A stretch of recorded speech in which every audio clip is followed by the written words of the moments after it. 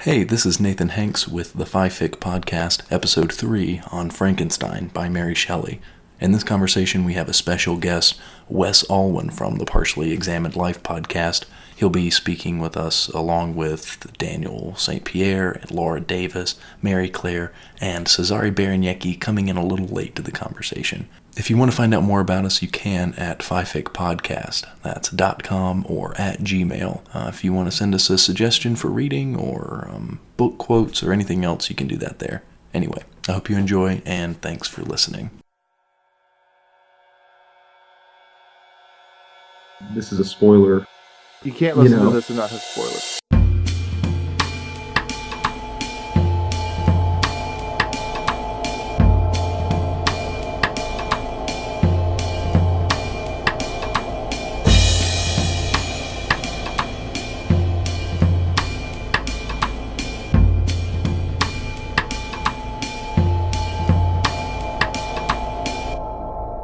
And maybe we should introduce ourselves because we've got a guest today. Okay, go ahead.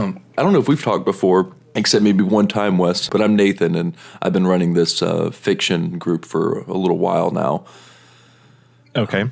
Everybody can just we never have an introduction, so. Okay, I'm Laura, and I've been part of this forever and done many things and on PEL, and I mostly know Mark, so hi, Wes. Hi. Yeah, I've seen your comments and Yes. Oh, yeah.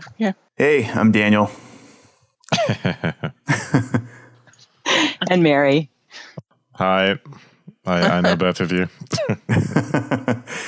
We've talked before, I think, on after shows or this or that, but appreciate you coming on. I was excited when I saw that you were doing the live group on Frankenstein because I've just had a drive to want to read it for the last few months, and it gave me a good excuse to propose it to the group here. Cool. And I've really enjoyed it. Why did you have the live group on it, Wes? Just out of curiosity. I had studied it. I take these classes at the Boston Graduate School of Psychoanalysis occasionally, and we had done that in a psychoanalysis and literature class, and then I wrote a long essay on it. So I thought a lot about it, and so when I set up the book group, I just knew it was something I was prepared for and didn't have to do a lot of work for. Right. Well, I thought, with that in mind, and also since a lot of people are probably already familiar with Frankenstein, that maybe Wes and I, or even just Wes, can just say a little bit about what we found interesting about this story and why we might want to treat it to a discussion about literature. Because maybe some people who only know it from the movies or popular incarnations might want to cast a glance aside at why Frankenstein was worthwhile. Well, I mean, it's very different from the mask, but go ahead. Yeah, exactly. And that's the thing. I became interested in this. Well, I was reading it for a class. I'd actually never read it before, but I was immediately taken by the book just because of it's kind of a thing I have with any old book. It's a window into something alien, and it's always very fetching for me. And then it started to get tedious with all the descriptions of nature and things like that. So that was my first read. I was a little irritated by the end of it because it's written in this sort of emotionally, let's say, labile, or all the narrators in this are sort of hysterics, let's put it that way. So that element of it, just sort of the enervated style of it, got to me. But then I started to think about it, and then I became interested in it in a new way. And actually, I actually enjoyed it. I listened to it on tape once, and then I reread it or re-listened to it as an audiobook. And both times I actually enjoyed it even more, because I won't say the first reading I didn't enjoy it. It wore on me after a while. In the other iterations, I was interested in writing about the ideas, behind the book, because I found those really, really fascinating. So because there's lots of really interesting themes, Mary Shelly is only 18 when she writes this, I think. And it starts out as a sort of artistic competition. And so there are obvious parallels between the creator of the creature or the monster and being an artist, for instance. And there are lots of other things to say about it. I won't jump on that yet. It's just endlessly fascinating in that sense. And so that's what I'm a huge fan of this, and it's kind of shocking and envy producing that a 18-year-old could accomplish something like this. So, and never did anything like this again. I mean, she wrote, but she didn't write to this level again. I thought that I love the book, but there was one part when I read through it the second time that kind of bummed me out. I thought it was lazy writing. That, you know how when Elizabeth writes the letter to Victor, she writes a letter to him when he's up at school, and she introduces the character Justine.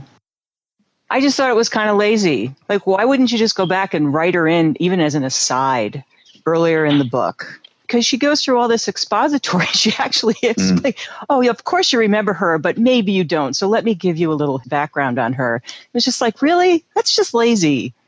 Just go back and rewrite. Unsolicited. This wasn't a time when, people thought of themselves as crafting these tight little workshopped pieces. Like, it's not a Jonathan Franzen approach to writing. It's just this is a story, and I'm going to worry about the poeticness of some of the language, but it doesn't have some of those other elements of craft. I think you're right about that. Like I said, I love the book. I really did enjoy it, but there was just that one. It was like this one little thing, because there are other things in it that I think, oh my God, this is just amazing. But yeah, that part was just like, why? Why would you do it this way? Well, that's kind of heartening in a way, I think, because like Wes was saying, I also was a little intimidated by, the thought that an 18-year-old pulls this off, and it's just so, I mean, who knows? I think there's an open question a little bit about how much influence her husband had on it, but I think, well, I mean, at least there is to me. I'm not sure. I know that he had some influence and worked with it. Well, he did some editing, and there's a scholarly debate about how much editing and actual writing he did. So it's really, it's been a long, I mean, I read the 1818 version. Yeah. And is that what everyone else read? I did. Read it. Yep. 1.5. I read the other one, and then I read the first half of the 1818 version last night.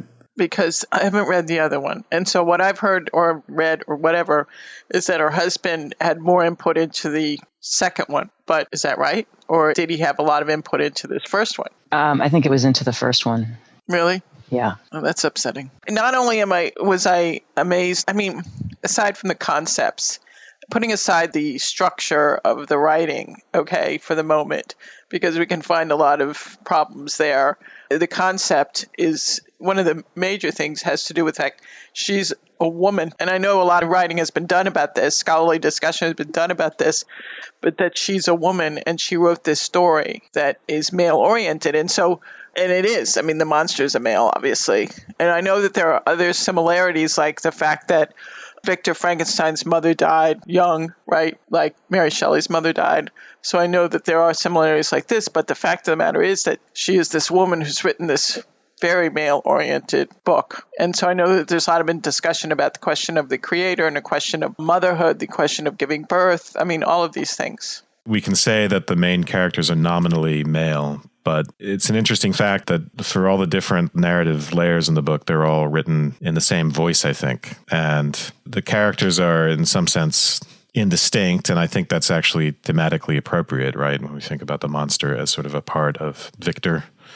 Right. But also, all of this is a part of Mary Shelley in a sense. And so it seems like in a way it has something to do with her voice, just the sense in which it's not like these are well-characterized manly men in all the different scenes. So I just wanted to say that. So there's a sense in which it's nominally male, but I'm not sure it's at a psychological level.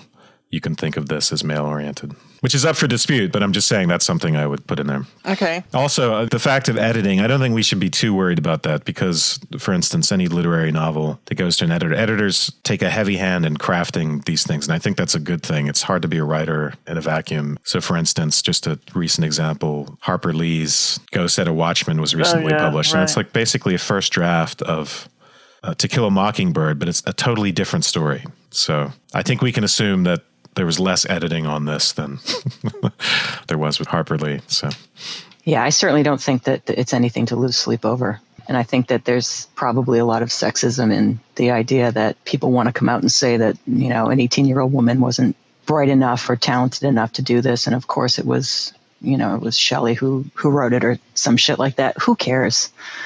No, it's very clear she wrote so many other things. It's very clear she's an accomplished writer. she So is. that's not in question, or that it's hers. I don't think that's a real question of whether Frankenstein is essentially hers. So My concern wasn't so much that the theory that her husband edited it significantly, but rather that he wrote more. And I know you're like, okay, Mary, so what? Right.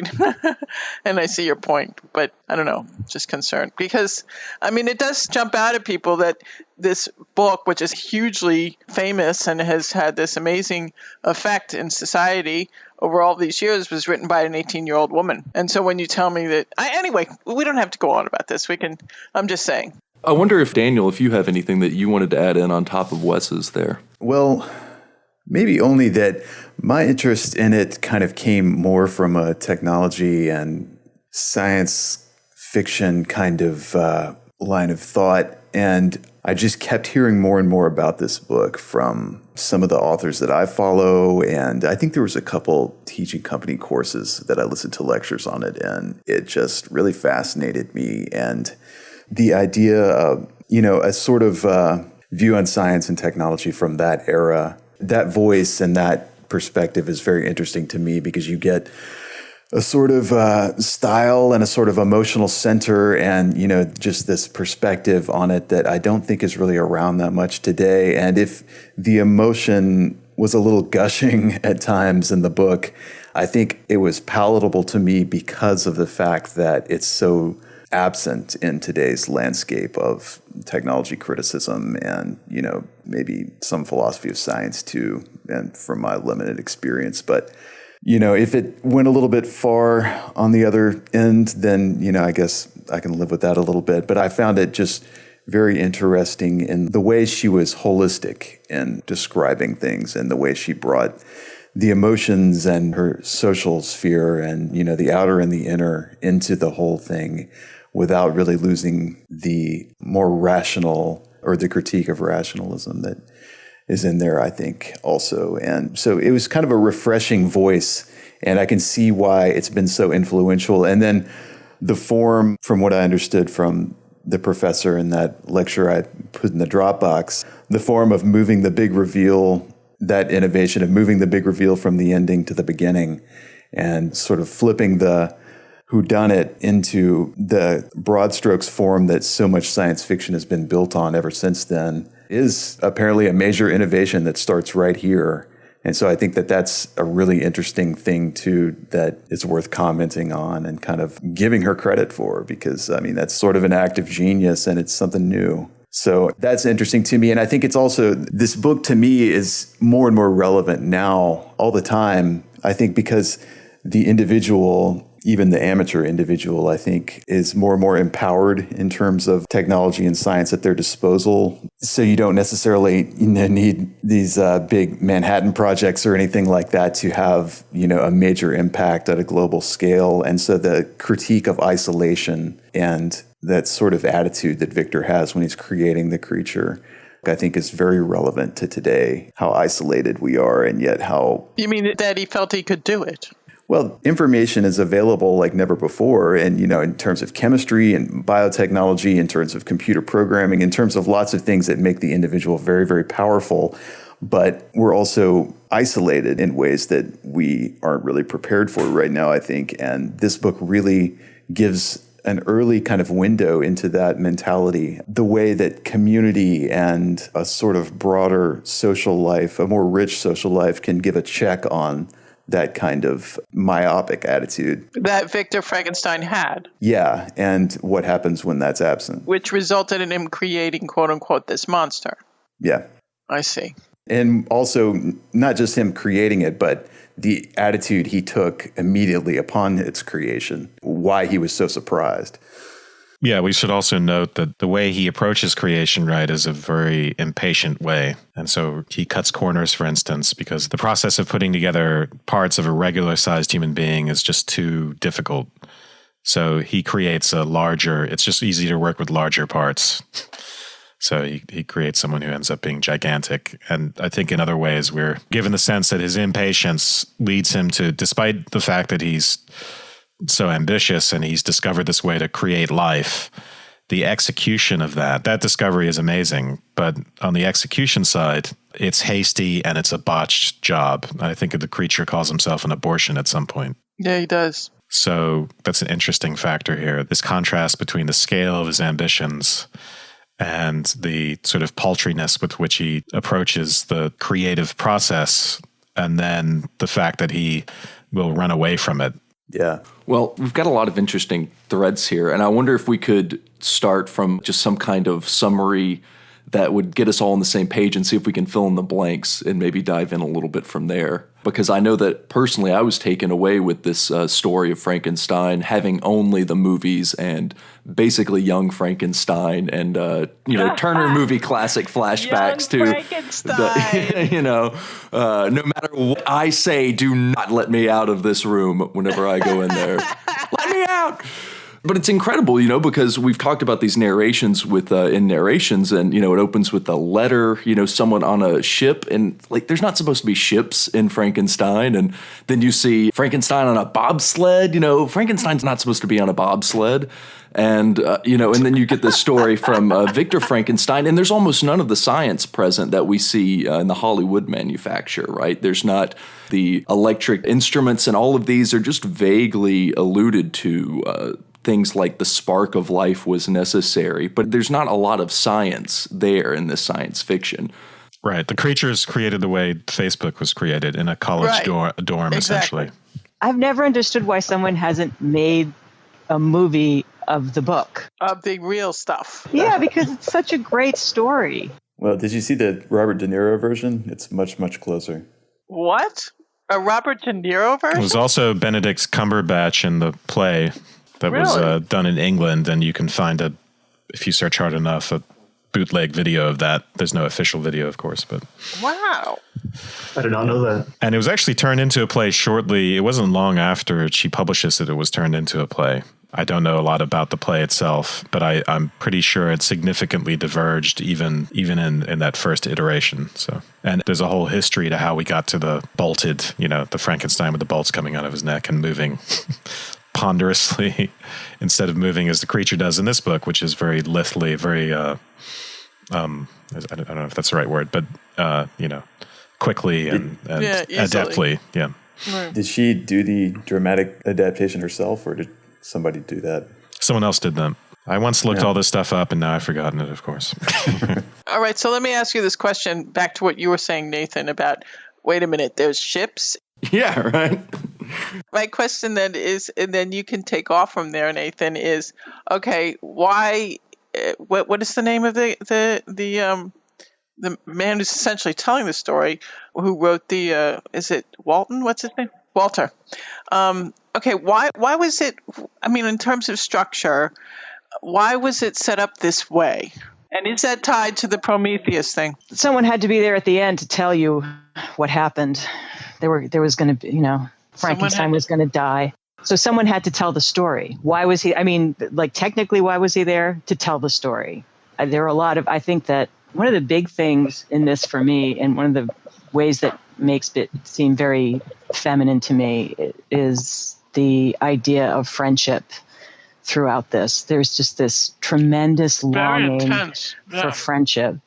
And something that I think has really fallen away in our modern lives. I think that a lot of times we form friendships based on convenience rather than some sort of true simpatico or whatever you want to call it. And I am deeply enamored of the idea of friendship in a much deeper sense than, the people you meet at work kind of shit. Not that the people who you meet at work can't become great friends, but I think that there's a lot more to friendship than we allow ourselves these days. Well, there are some sinister overtones to that. So, for instance, Walton is longing for his soulmate, right? Before Victor shows up. And Walton has problems with the crew. He can't relate to the crew. And there's some obvious parallels. Clearly, the narrative frame is meant to have parallels to the other because Walton Wright is writing letters back to his sister. And then there's Victor's relationship to the sister that he marries, the stepsister that he marries. So what's interesting here is, Victor himself, there's a lot of tension with his domestic life. He talks about losing interest in, his friends and family as he's in his workshop of creation. And it's clear that, in other ways, that he's reluctant to go through with marrying his stepsister. So, for instance, when he gets to the point of marriage, he postpones it.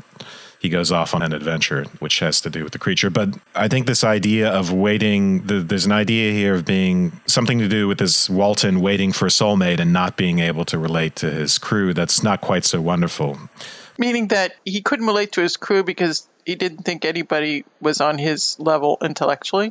Well, he's looking for some sort of ideal other. So in Victor, he seems to have found it. But the problem with that is the downside, is the inevitably disappointing part, which is that Victor shares a lot of Walton's qualities, right? So Walton is on a sort of his own crazy, ambitious quest to the North Pole. Right. So in a way, he's being visited with a little bit of a cautionary tale, let's say, in the form of Victor. So Victor being his soulmate is a way of showing himself, putting a mirror up to himself of the negative parts of himself and its potentially disastrous consequences. So, right, the hubris of his journey. And that's something he's asked for, because he says at one point that what he's after in a friend or a companion is a sort of paternalism. He wants somebody that he can look up to and who can sort of give him advice and he can sort of take some command from. Or maybe command is a little strong, but he wants somebody who he can check himself against and who, is going to have a perspective for him. He doesn't want someone who is going to be a subordinate or who's going to be his intellectual inferior. He wants somebody who, he can sort of look up to a little bit. And who also call him on his shit. I mean, I think that's something that goes missing frequently. Okay. I mean, friends who are good enough friends to actually say no. No, that is not a smart thing to do. I'm wondering if this is why Hollywood obviously has not jumped on this, or anybody has jumped on really making the movie of this real story, because this is it's really a whole nother level of this story, of this book, when you're bringing in Walton and the way it's really narratively laid out, right? I mean, they go right to the monster, obviously. I mean, not that I really care about Hollywood, but my point is that it's interesting when you think about all of the different levels and dimensions in this story, that everyone's focus is on the monster, whereas really there's a whole nother level here.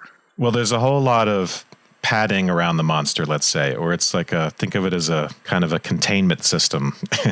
If the monster is the radioactive core of this and it's that scary, then you need these narrative layers, in a sense, to insulate ourselves from that. And it's a way also of insulating the author, I think. So if you're a first-time author and you have some anxiety about your creation, your book, it helps to have it not directly be your story, but to have these narrative frames where, is it me, Shelley, who's the author, or is this really just a sheet of letters that am I a reporter? It's the letters that Walton's sister got, and then inside these, it's Victor's narrative to Walton, and then the creature's narrative to Victor. So you have all those interesting frames, and all of them are arguably, and this is a stretch, a relationship between creator and created. So if we see Walter's sister as Shelley's sort of invisible persona, if we're somewhat skeptical about that and we think of Walton's sister as just a stand-in for Shelley, then Walton is really talking to his creator, his authorial creator in those letters. And then likewise, the creature talking to Victor is obviously, it's someone talking to his creator, and then Victor talking to Walton. There's a line where there's something like, Victor was restored to animation by Walton.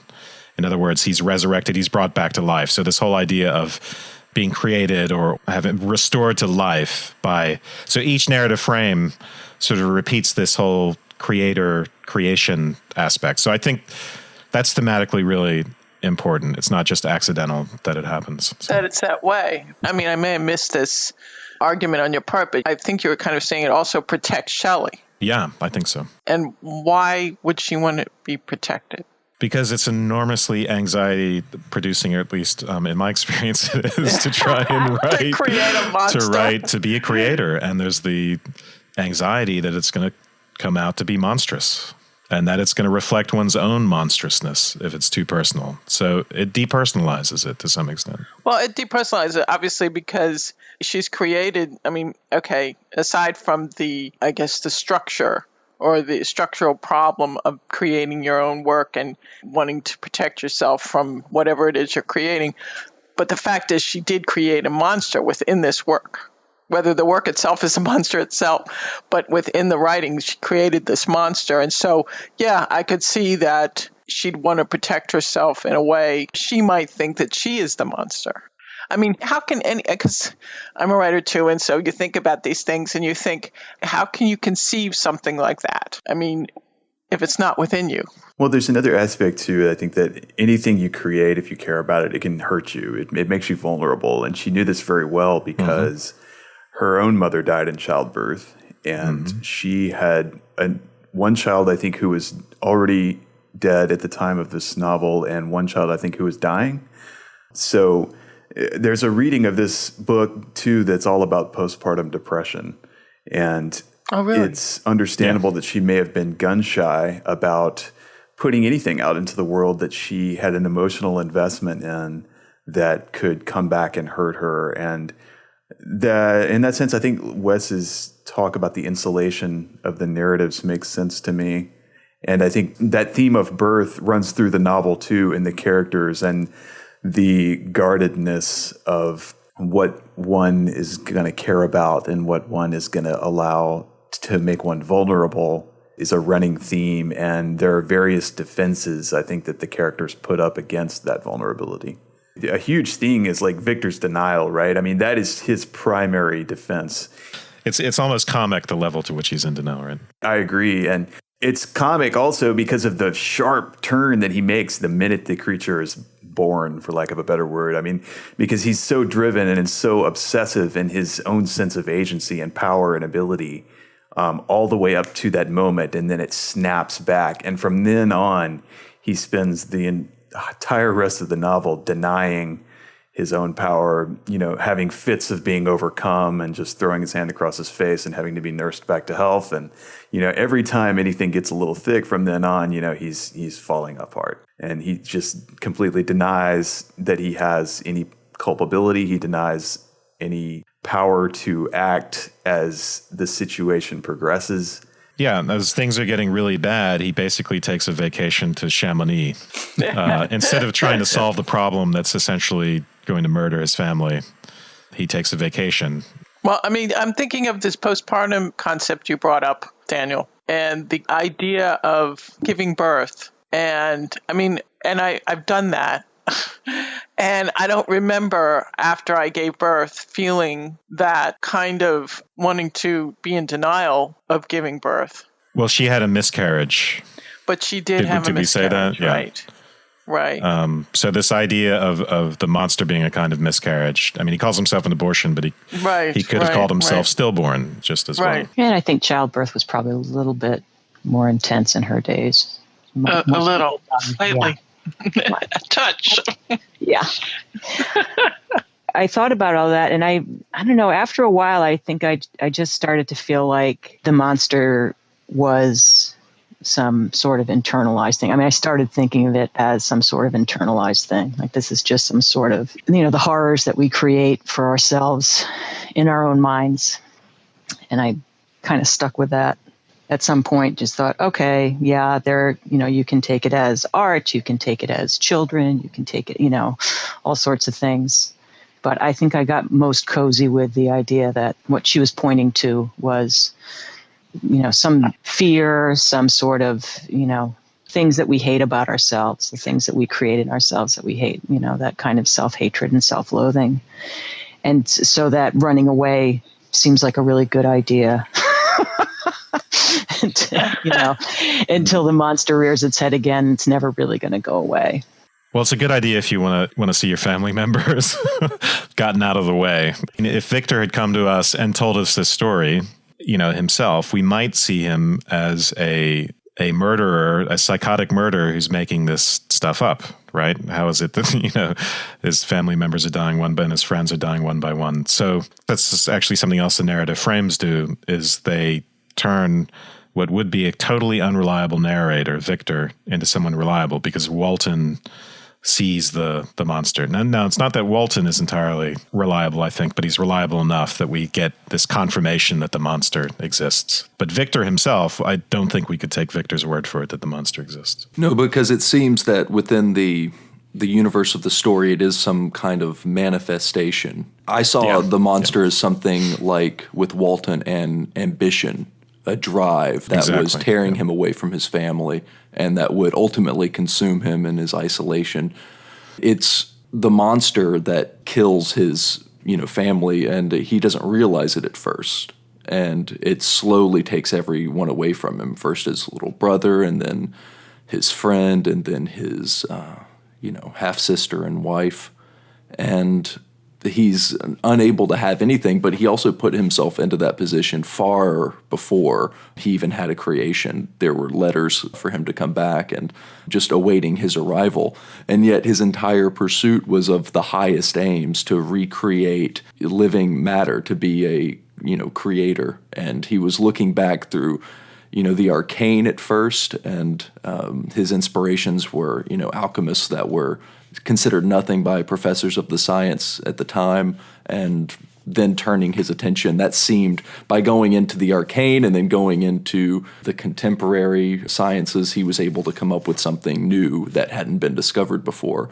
And I think that it is very interesting at that moment, because the novel, I think, turns just on a dime right there. I have a hard time understanding Victor Frankenstein in this story, because he is successful, and the creature that he makes becomes so rational and reasonable and is able to appeal to him just as another being might be able to appeal to humanity. But whenever he's confronting this human, his creator, he sees nothing but equal monstrosity. You created me and abandoned me. You would kill me, but you're upset that I killed out of a misunderstanding, and won't you try and understand me, and the injustice of it all. And all he asks for is not to dominate his life any longer, except by giving him the task that he wants, he does.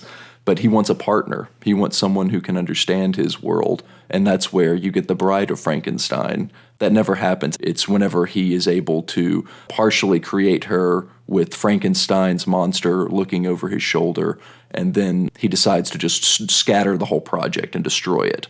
And that's whenever the monster goes off in a rage. And his reasoning is that it would maybe add a logarithm to the damage that he's already inflicted on the earth, that it would maybe create a race of these monsters, that maybe together they would create hellish offspring. And so his value judgments from the beginning are that if it came from his hand, it's not good enough, or something like that. There's this treatment towards the monster as an aberration from very close to the beginning, and it's so fast that there's almost beauty in what he selected. I mean, it's not like rotten teeth in a corpse. I mean, it's pearly white teeth and lustrous black hair, yet whenever it's animate, it takes on a life of its own, so to speak. Well, the skin is yellow and translucent. Yeah, and the eyes, right? I found it conspicuous also that it seems like, Victor's judgment is so often so wrong and so self-serving. And it's not that in destroying the bride that it isn't also self-serving there.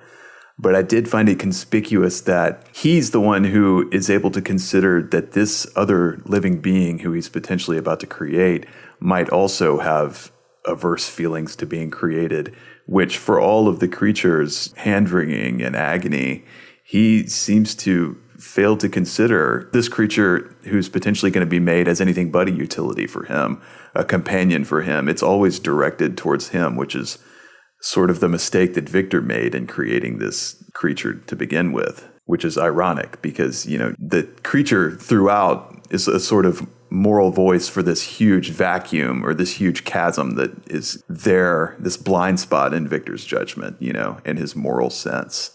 And yet here in this moment of truth and, turning point, he's got his own kind of blind spot. It's oriented towards him as well. And he's incapable of considering that this being may also feel that their existence is repugnant to them and that they feel agony and feel repulsed and may not look on him as beautiful either. You're saying the creature is failing to empathize with his creator, is that right? Yeah. I'm just getting which direction you're going here. Who's not empathizing with who? The creature is failing to empathize with the potential bride and the experience. Oh, the potential bride. Okay. Yeah, that her experience may have the same agonies and torments that his does, which seems almost certain. He somehow fails to miss that in all of his own torment, which is usually Victor's character trait. Victor is usually the one who's saying, no, my agony is the worst punishment, Yeah, they both complain a lot about their agony. But I think just coming back to the way the creature and the potential bride, it's kind of funny the way the creature asks for her. It's sort of like a demented online dating ad where he says, I want you to create me a creature of another sex, but as hideous as myself, with the same defects, with whom I can live in interchange of those sympathies necessary for my being. So it's a very necessary for my being. It's a very self-centered, the creature is also self-centered. I mean, there are reasons for that. He's a product, right, of bad parenting, essentially. And it's a contrast, the whole book starts out, right, with Victor talking about what a great childhood he had. I was shocked by his, I thought, wow, here's delusional. No one's life is ever that good all the time. Well, we get a lot of hints that that it's not as great as he thinks, right? Like being slated to be married to his stepsister, which is insane. Yeah. Well, that's a big difference too between the 1818 and the other version. I was going to say that maybe the time. Because in the one, she's actually his cousin, and in the other version, she's an orphan that they adopt. Yeah, but in both cases, she's his stepsister. Right. Growing up with someone from a young age creates that sort of incest taboo. So yeah, it's kind of creepy. I couldn't get the incest angle that was running through the book. I mean, I don't know if it was just a plot thing that drove him to this mad journey of creating Frankenstein, but it was also sort of mirrored in the whole structure of the novel with, Walter? Because the entire book is Walter writing to his sister, right? And also saying how, he loves her more than anything, all that stuff. Right, yeah. And the monster wants a mate from the same creator. So she would ostensibly be his sister, too. So this idea of having an ideal family can be turned on its head into the idea of having parents who don't have the proper boundaries with you. And that's really what incest is about. So he talks, for instance, of, his parents were really beneficent and self-sacrificing, the creators of all my delights, and they weren't tyrants. But it makes them sound not like parents, not like people who are establishing rules and boundaries. And so those boundaries and rules are what you need to individuate. And individuation is really the opposite of incest. The products of incest are deformed in the sense that they're not individuated. So that's the biological result, but the psychological, I think, holds just as true. So, the creation of the monster is a recapitulation of Victor's own incestuous creation in sort of a very highly incestuous family situation. So that's one way of getting at the incest theme. And it comes as no surprise, right, that Victor wants to get away from his family, or that Victor sits by while his family is being murdered. There's ambivalence there. He wants to escape his family. It's interesting. It's also, I just see how in the mirror image between Victor and the monster, how he is supposedly this happy person, but he's fleeing from all these relationships in his pursuit. And then Frankenstein sort of being created as this innocence, though monstrosity, is sort of thrust into the world, and his attempts at making connections with people are all, thrown into space with that first family that basically tries to kill him and move out onward and onward. Yeah. And that's a very idealized kind of fairy tale family that the creature comes up against, right? So Victor's idealizing of his childhood is kind of recapitulated there. The creature finds the perfect little fairy tale family, and that story sounds very much like a fairy tale, right? A kind of a version of an Arabian princess is involved. And so it's a crazy little story within the whole story. So, but anyway, I just wanted to emphasize the paralleled idealizing of the family situation, and then it goes wrong, of course. So one thing that's interesting, too, I think, about him going off on his own is that he seeks solitude and sort of falls into this completely isolated state. And he becomes so myopic in that state that, well, it seems like like I said before, there's a critique going on there about the isolated individual. And this runs throughout, I mean, from Walton and his men and the mutiny and everything to, anyone who fails to take heed, of the needs and the warnings of others is in for disaster. But it's the inverse of what the monster's seeking throughout the whole book, too. He wants companionship and community, and Victor stumbles into Good Samaritans almost at every turn without deserving it. And the monster, despite trying to actively create situations in which, like with the cabin, that he's going to be able to be well received, and he tries to create goodwill for himself, and he's rejected over and over and over again. So it's part of this process as the novel goes on of the two of them becoming mirrors of each other and Victor becoming the sort of monster. And I don't know that there's a smooth progression there, but there's definitely this sort of symbiotic relationship. Yeah, I mean, there's a lot of interesting parallels that you guys are all bringing up that didn't occur to me, the family relationships as well. And to think that it would be his sister, another creation, or that Victor Frankenstein is the father of everything that he would create with his ideas is a really interesting one as well. There's just an injustice, though, it seems, in one direction where there isn't another. Maybe it's a universal injustice, and Victor Frankenstein didn't ask to be born, but Frankenstein's monster didn't either. And my personal feeling about the story, or my connection with it, was just in the empathy with the monster. And I think that Harold Bloom's piece that you sent us over, Daniel, mentioned something about Victor Frankenstein being not nearly as sympathetic as the monster is in this situation, and that's some sort of a key, or that points to a sentimentality in the story, or maybe a feeling about creations as well. It's so sad.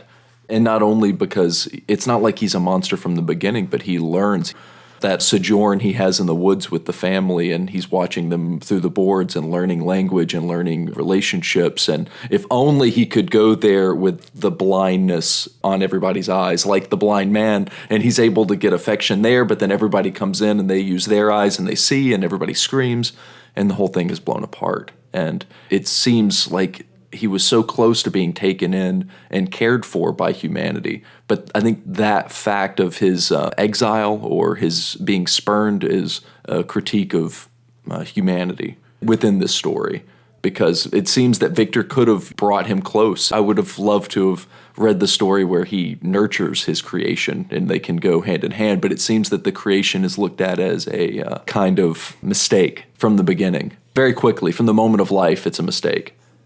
Okay, I have to step in here. Go ahead. And I'm going to step in here and I'm going to say, this is why if we need licenses to drive cars, we should need licenses to have babies. This is why when you create another life, you are doing something that creates enormous obligation on your part. And in some ways, that's what this creature, Frankenstein creature, is telling us. Yeah, Victor is the ultimate deadbeat dad. Ultimate.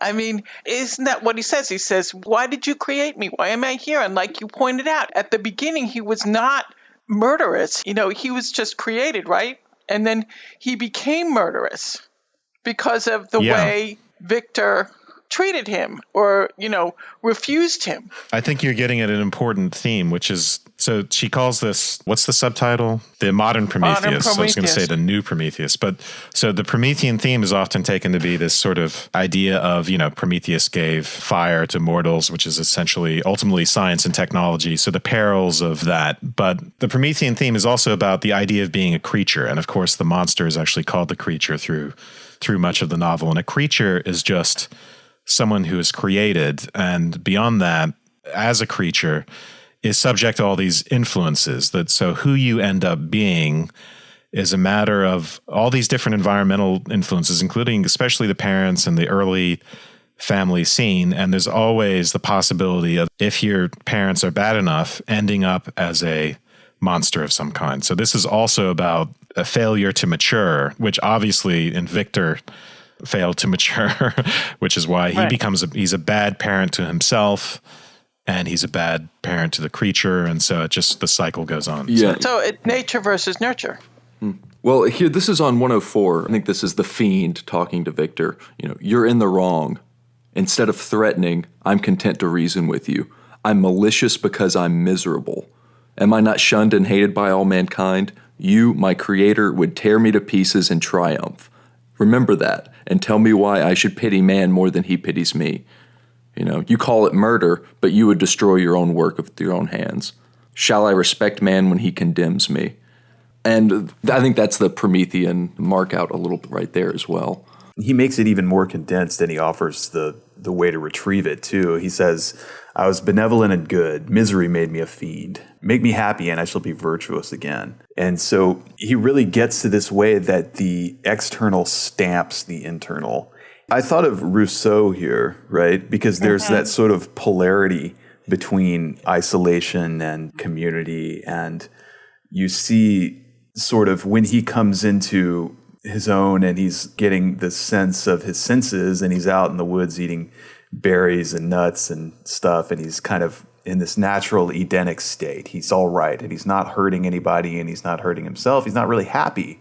But it isn't until he experiences so much pain and so much rejection that he becomes evil. But then you have like this counter, like I was talking about with Victor, who it's this isolation that drives him to do the bad things that he does. And so I found that a little bit interesting. It seems like she's giving us two examples there of the ways, and maybe one of you guys can pick out like the thread there for me, but it seems like, there's a peril to isolation and just evil in only being subject to oneself. And then there's the peril too of the negative aspects of human contact and being social. Well, something that occurred to me, I have a slightly different, reading with the letters, I think, with Walton writing back to his sister, about the ship, and then Frankenstein being compelled back to Elizabeth.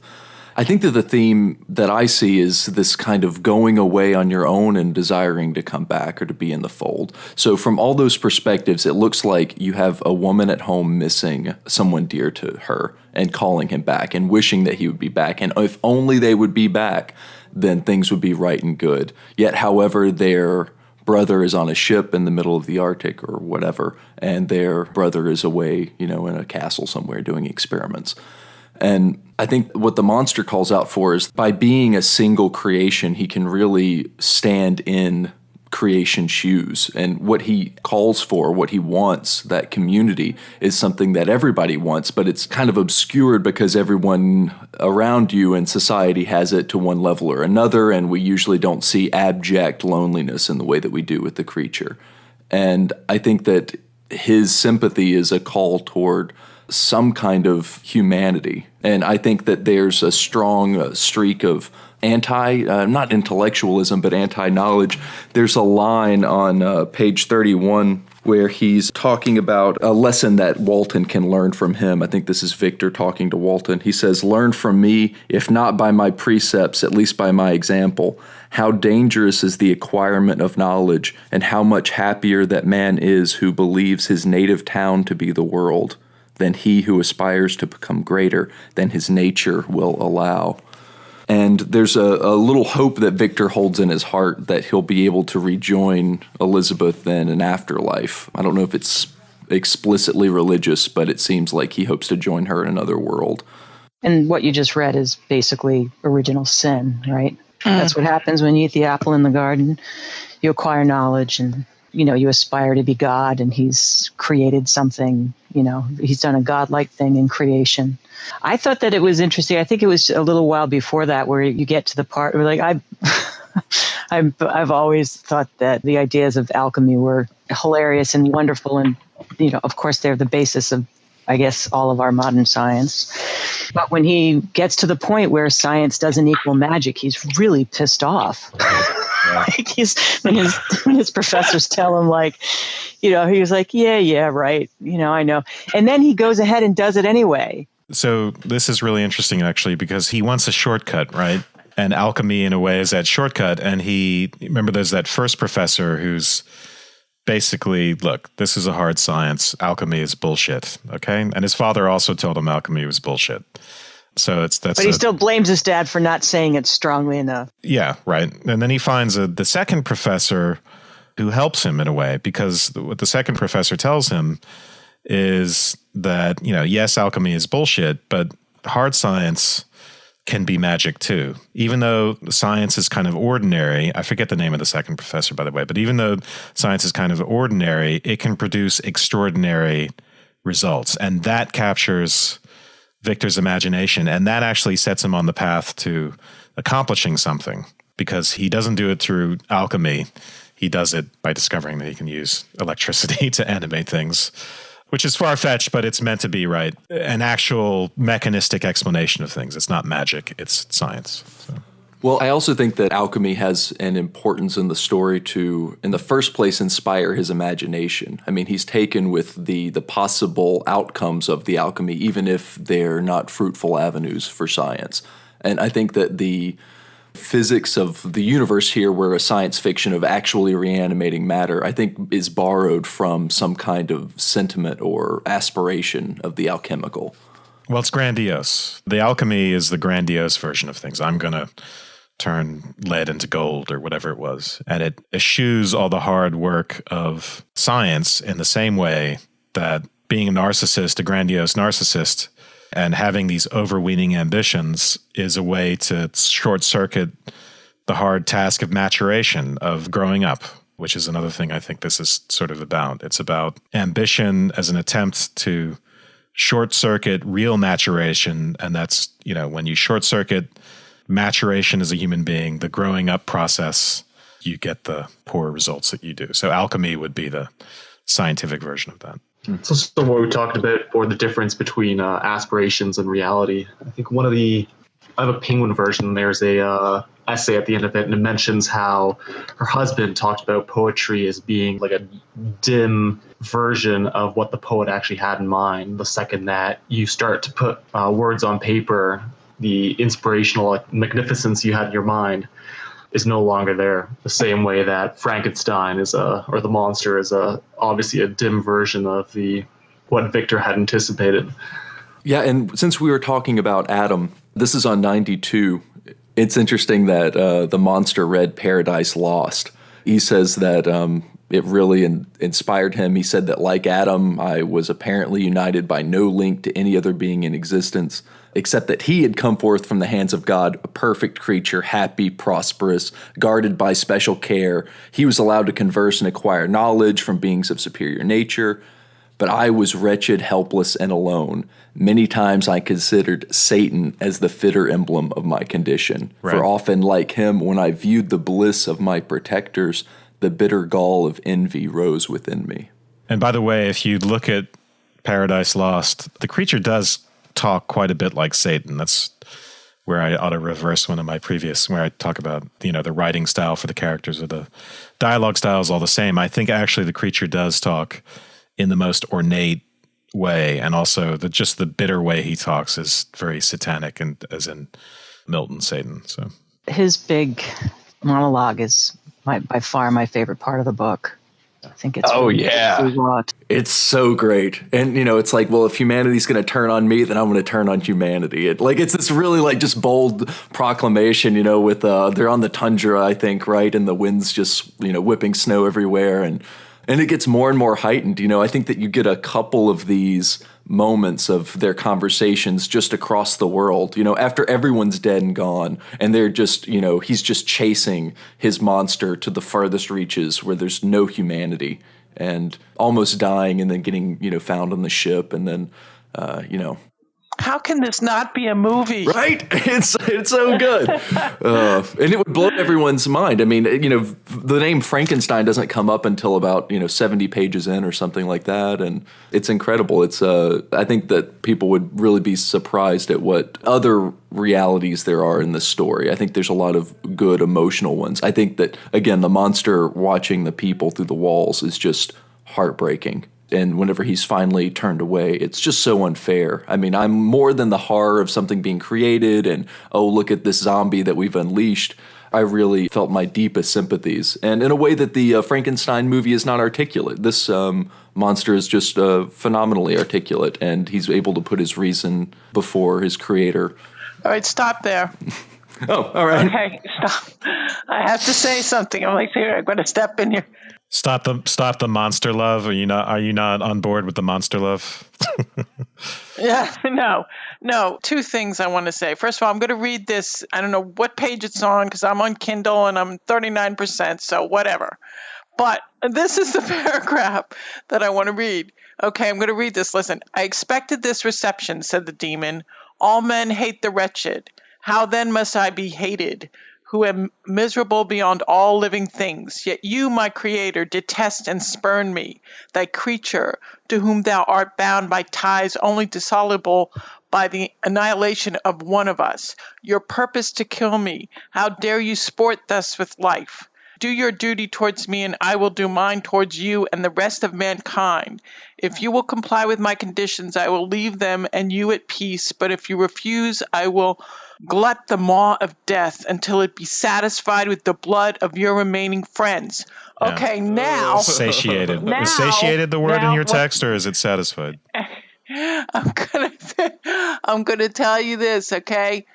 The Oregon shootings this week, the shootings in Connecticut. Absolutely. I mean, think about this. Think about what this demon is, and think about what we see happening around us. This is a prototype of the mass murderer, the lonely, isolated guy who goes on a murder spree. Not a spree, but since that's technically different. So I'm actually fascinated by these, horrified and also fascinated by these mass murders. So, for instance, there was the mass murder in California by Elliot Rodger. Right, another shy, isolated kid who, finally exploded. And he left a manifesto, and you can find that online. And it is just insane how similar that manifesto is to Frankenstein in the plaintive way that he talks. They're even thematically. So, for instance, he finds solace only in nature, which is one of the bright spots of this book, is that everyone loves nature, even the creature, and has a good relationship with it. And of course, that's predicated on the fact that nature doesn't have to love you back, right? Doesn't have the same problems that you have with other human beings. It can't scorn you for looking, monstrous or something like that. So it's the same sort of thing going on in this Elliot Rodger manifesto, where he's sort of alternating between his love of the beauty of nature and the fact that he's despised by all humankind and must take revenge on them. So, but I think that's absolutely, you're spot on with this idea of the psychology of this as being the psychology of mass murder. Yeah. Yeah, it's amazing to me. Sorry about that, Nathan. I love you. But not that we can't, love the creature anyway. No, I do love the creature. In fact, that's the one I love the most. If you had to complain about the creature, other than his mass murdering tendencies, there's the neediness factor. So, well, I mean, if you look at the creature and what happens with him, aside from, laughing about, loving him, the reason why we love him is because when he, and again, I don't remember exactly the page, but when he was first created, he wasn't murderous. You see, back to the nature versus nurture, we should have a license to be able to have kids. Okay? It's that idea that when you create and bring life into the world, whether it's from death, you're taking on huge responsibility. I mean, enormous. Yeah.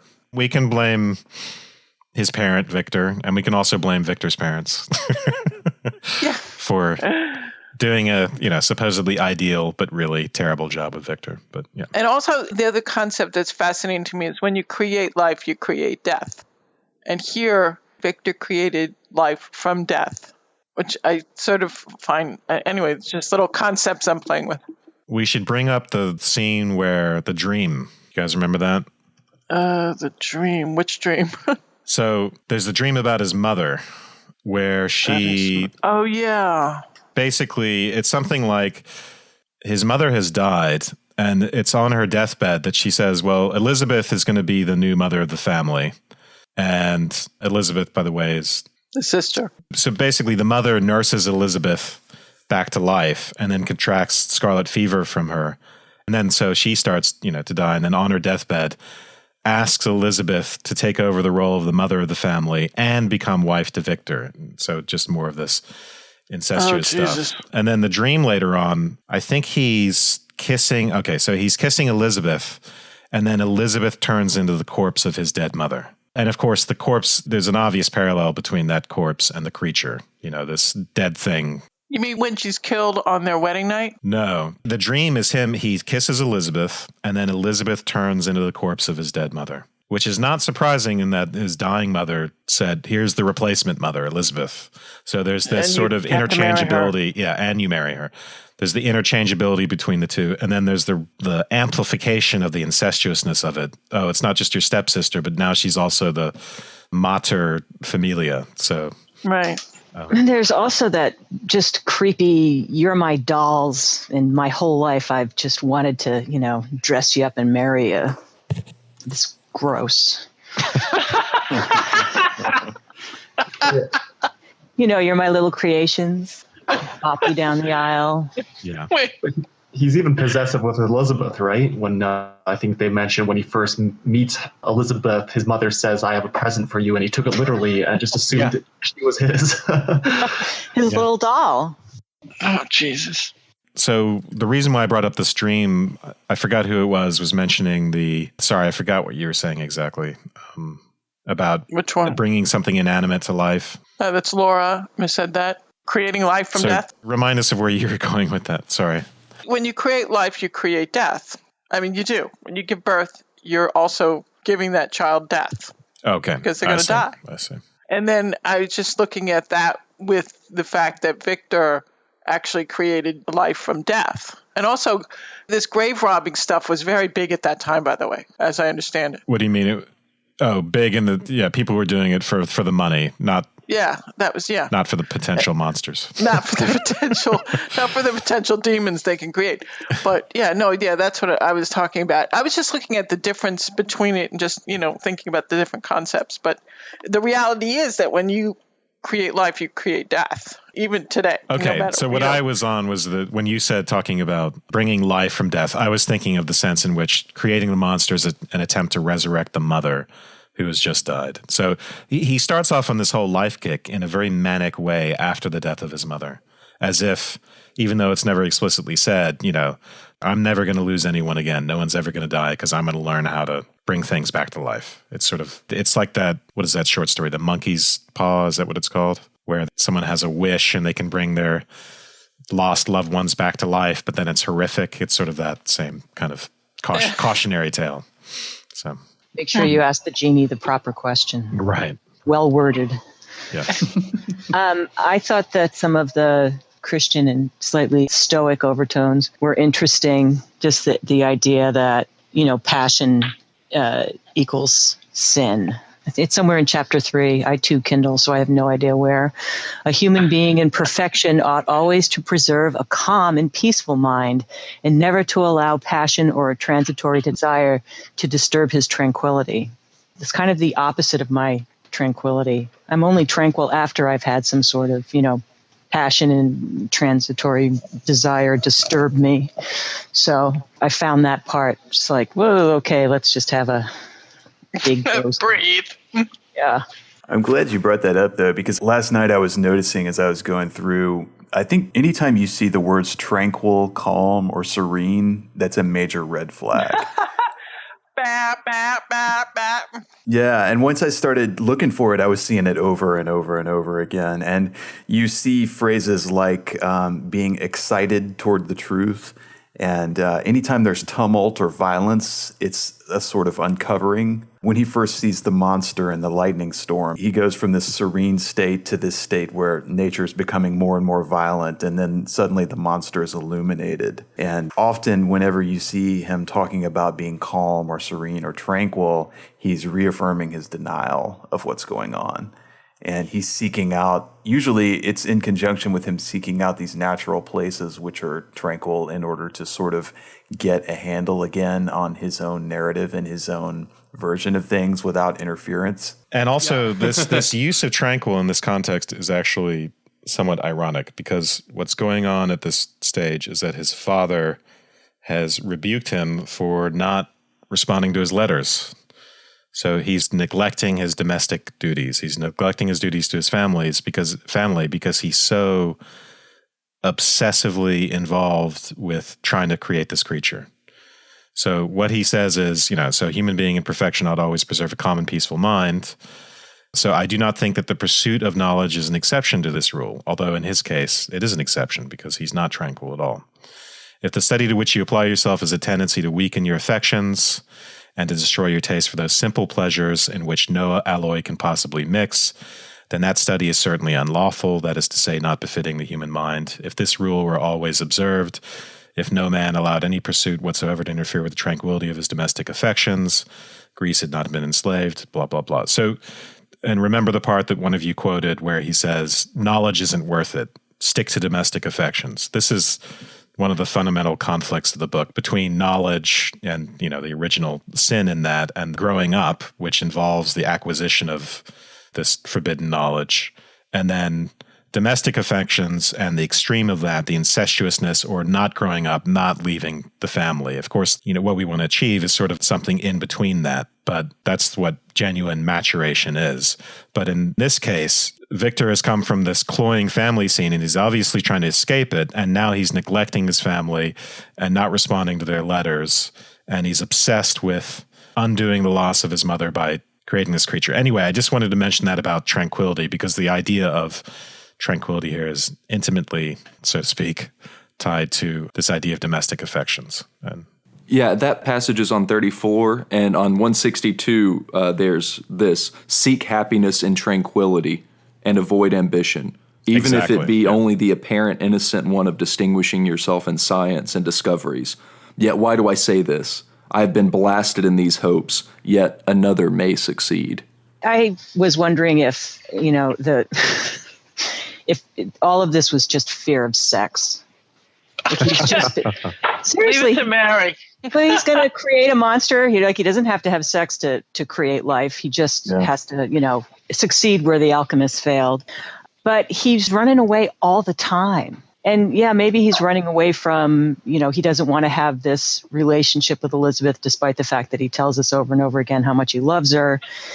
But what's he waiting for? Well, you might be afraid of sex too if you're supposed to marry someone you grew up with. Yeah. In the same household with. And I wonder about that as well. I don't think the psychology of it actually changes, though. I mean, the people you grew up with, you form incest taboos with. That's the psychology of it. Well, also, it's hard for me to divorce that part of the story from a little bit of the biography, too. Because what's going on when she's writing this is, okay, she's eloped with this guy who's one of the most famously temperamental romantic poets out there at the moment. And she's gone off to Lord Byron's house, another den of, debauchery. And they've left behind his wife. She's had kids out of wedlock with him. She's run off against her father's wishes. They're supposedly in an open relationship, but really what it means is just that Shelley cheats on her all the time. So, yeah, right. But her dad was a big proponent of free love. Yeah, and she's tortured by this. So, yeah. Yes. And also, again, like we were talking about with the postpartum thing, to the idea of maybe creating life without sex, I think ties into that tranquility versus tumult kind of thing too, because sex is tumultuous, it's violent, it's a process in which there is a sort of feedback, there's a responsiveness. It's not that isolated environment of nature where you can project your own meaning and your own understandings onto things. And that's the environment in which Victor creates his monster. And Victor didn't have to push him out either. Mm-hmm. And the minute that he becomes his own entity, there's a violent reaction of this sort of, it's a mitosis. Now there's a witness. Now there's another source of cognition to butt up against, and that is appalling. The feedback loop you mentioned is interesting, especially in how you can't project your will completely onto another person. And it just reminds me of the sort of pep talk that Victor gives the ship when they're planning on mutiny later in the book. It's on chapter 7, 221 in my book.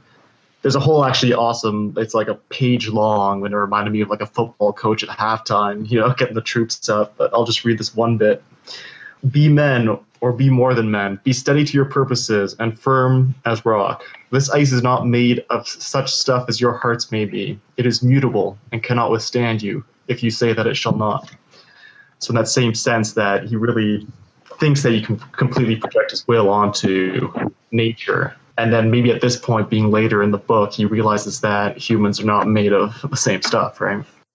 And I was thinking, I was just wondering if that part of that was her trying to affirm her own situation and say, well, what if you could create this thing, in isolation that was just of you? And, her situation may be tumultuous and difficult. And, I think Percy's wife killed herself and Byron's wife decided to cheat on him too. And maybe that's all wearing on her a little bit. But what you have in the novel is this sort of reaffirmation of contact and community and family and sharing and all of that. And I wondered if that was sort of maybe a little bit of her psyche trying to make okay this this sort of difficult situation that she was in. The tranquility does seem like a sort of reactionary impulse from something traumatic like that, because it doesn't seem satisfying. Like the prognosis to, we should just chill out and move to the suburbs and live out our lives. That's the best way. That doesn't seem satisfying. Yeah, well, and once the process was finished, it had this culmination. He turned back on all of this pursuit of knowledge and all of his science. And whenever he goes back to make the bride, he says something, paraphrasing here, that, the work that he had done with such passion was now a chore and a labor of horror.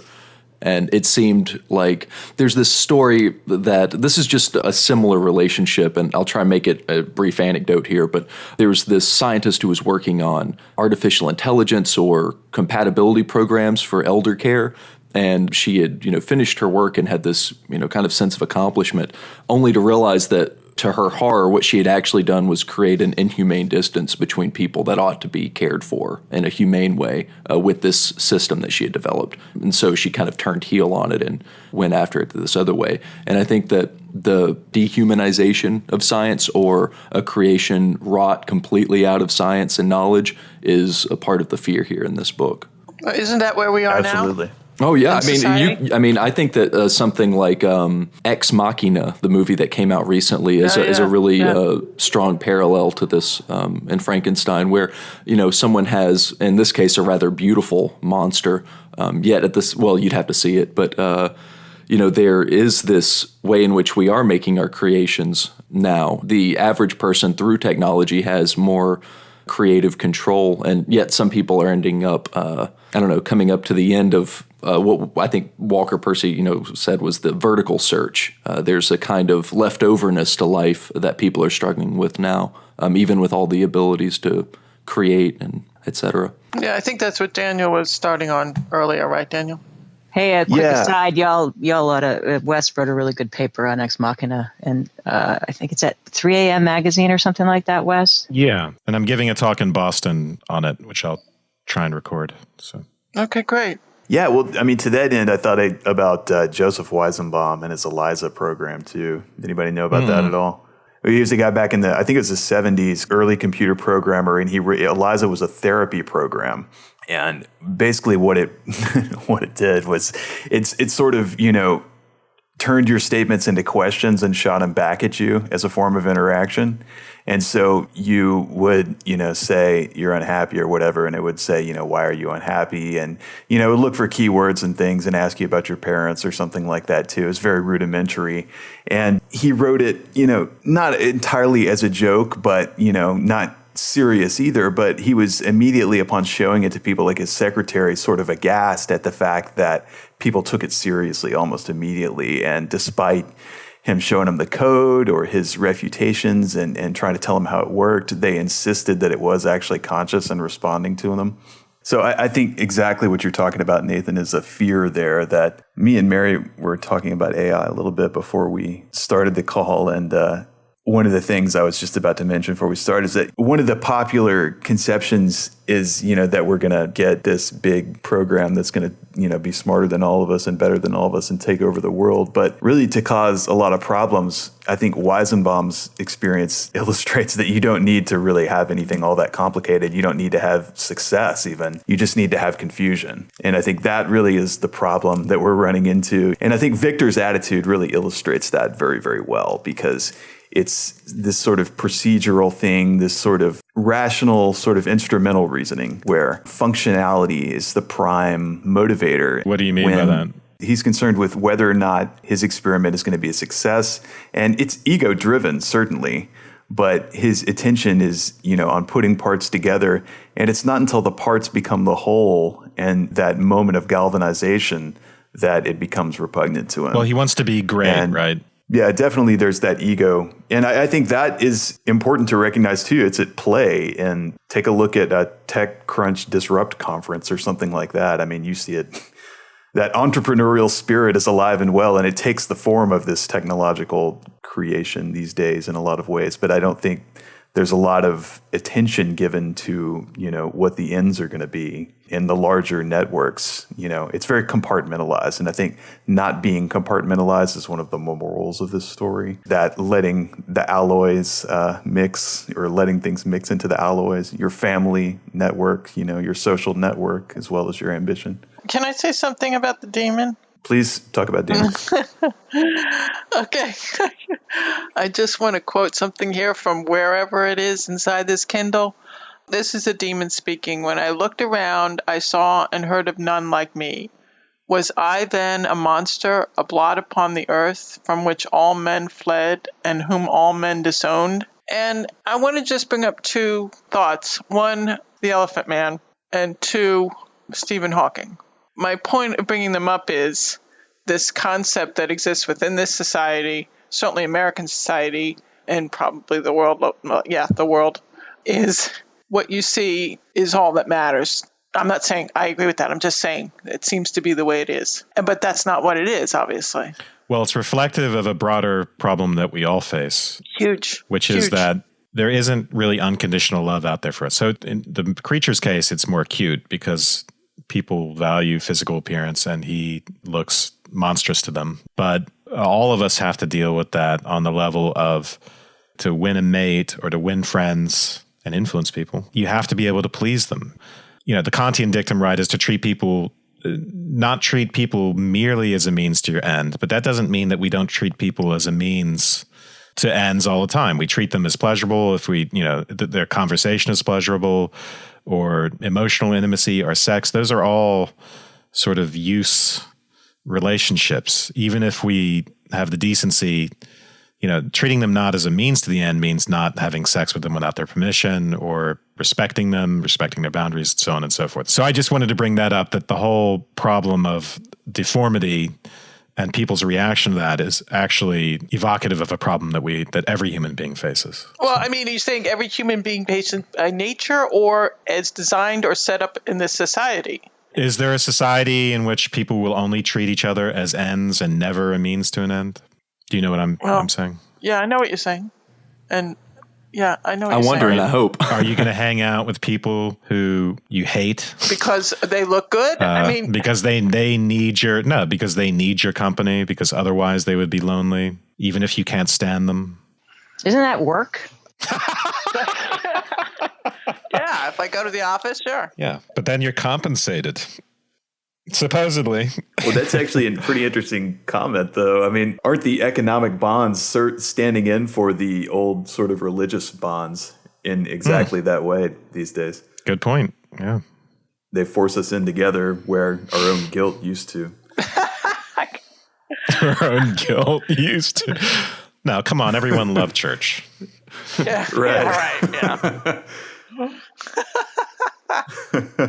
I really am interested in this too, Laura, though, because just from high school, and from other, personal experiences, I know that people who are considered ugly, and the more intense this is, the worse it gets, really are hated. They're really despised, and for no other reason than for being aesthetically unpleasing. And well, as I recall in the story of the Elephant Man, that was his cry, is that he's like, I am a human being. Yeah, well, I wanted to bring this up thematically, but also now it makes a lot more sense in this concept that we're talking about the hated, wretched. I don't know if anyone's read The Phantom of the Opera, the original book by Gaston Leroux. It's very similar. It's a lot of narrative talking, but anyway, the character is not some person who is deformed later in life by an accident or something, but who is born hideous to his own mother's eye and was spurned, and in that found this abstract power by being unseen and by manipulating man. In that story, he really does the project that the monster claims to do. He sets himself against anybody that would stand in his way. He sets himself up against humanity as a pariah in a way that the monster just really only haunts Frankenstein. Yeah, except he's now haunting all of us, and he's on Facebook. Think about it. I mean, he's on Facebook and he's haunting all of us. If what you were talking about, Nathan, about how the demon, or, he was born as a horror to his mother's eye, and he developed a way in solitary, sort of separate from society, right? Yeah, and he gained power by his masks, which were theatrics or magic. Isn't that what Facebook is? Are you talking about internet trolls? No, yeah. You're talking about the but presentation no, I'm not. itself. I'm talking about, actually, I'm not. I wish I was, but I'm not. I'm actually talking about everybody. I'm talking about my kids. I'm talking about everybody on Facebook. Facebook is the mask. Oh, okay. I'm sorry. I thought you were just talking about people setting themselves up as pariahs. Because, yeah. But no, I mean, that's what's concerning. I mean, if you think about it, I mean, obviously, I'm going to take all of this and apply it to our way we live now. And I'm thinking, wait a minute, that's Frankenstein, the demon, the monster, is on Facebook. I mean, really, what are we? That's how this whole world, how this whole technological structure that we live in now has created. Who are we? Yeah, it's the prosthetic that removes that vulnerability. Yeah. So this is the idea that technology is a defense against intimacy. Exactly. Right?